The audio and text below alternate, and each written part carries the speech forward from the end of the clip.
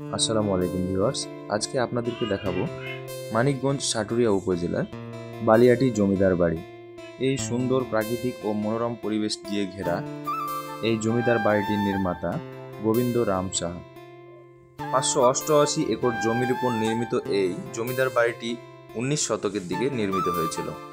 গোবিন্দ রাম সাহা তার 4 ছেলের জন্য 4টি ভবন নির্মাণ করে রেখেছিলেন। ভবনের ঠিক পেছন দিকে গেলে আমরা দেখতে পাই সেই জমিদারের বাসভবন।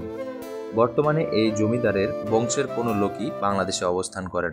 বর্তমানে জমিদার বাড়িটি এত জনপ্রিয় হয়ে উঠেছে যে দেশের বিভিন্ন দূর দূরান্ত থেকে পর্যটকরা এখানে জমায়েত বসান।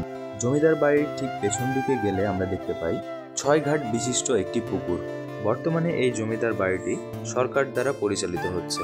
বর্তমানে এই জমিদার বাড়িটি বিভিন্ন নাটক ও সিনেমার শুটিংয়ের কাজেও ব্যবহার করা হচ্ছে। এমন সুন্দর সুন্দর ভিডিও পেতে আমার অ্যাকাউন্টটি ফলো এবং ভিডিওটি শেয়ার করে দিবেন। ধন্যবাদ। আসসালামু আলাইকুম।